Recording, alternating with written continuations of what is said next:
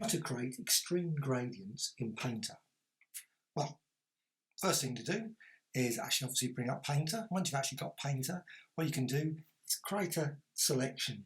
Now you can use a rectangular selection, you can create a circular selection, a whole range of different selections, but I'm going to go for a circular oval selection. So there's an oval selection. Now you can fill that with a gradient. The reason for that, you want to actually put something into the paste buffer. So I'm just going to quickly go to the gradient tool and then select the gradient panel. There's a whole range of different gradients you can use, so you can just select them from the drop down, just select the gradient, select the type of gradient, and much more. And then of course once you've done that, you can then fill that into the selection you've actually created. So, right, so just select a gradient there, so you can modify it in a number of ways. You can change the angles, etc.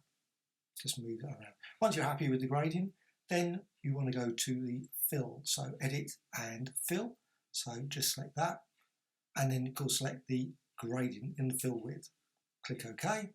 Now I want to put it into the paste buffer. So just edit and copy. So just edit and copy. Once that's done, then you can deselect. You don't want to obviously keep the selection, so because you want to fill the entire document with this image. So effects, and then go to esoterica and blobs.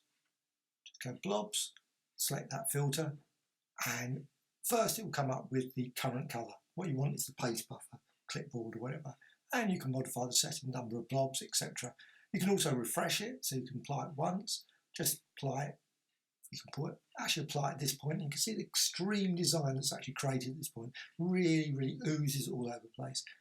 Well, you can apply it again. You can obviously just go and apply it again. Just create another area, select that, and obviously copy that selection. Once that's now in the paste buffer. So obviously it's not the same as before. Go to effects and blobs. Now you can pick it obviously from the first item there.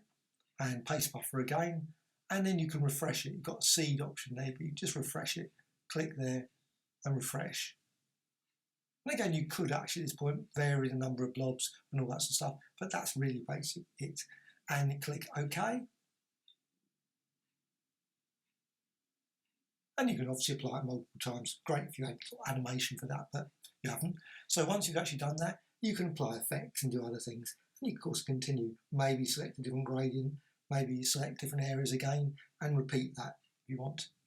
Now, go to another tool, maybe effect, and surface control is always a good one with apply surface texture, and then use the image luminance. So just select that, and then what you can do, you can change the amount, picture, etc. You can modify the light controls, you can change the colour of the light, and you can create some really wonderful extreme gradient designs in Painter using this. And of course, once you've done that, you can export it and use it in other applications such as Photoshop, etc.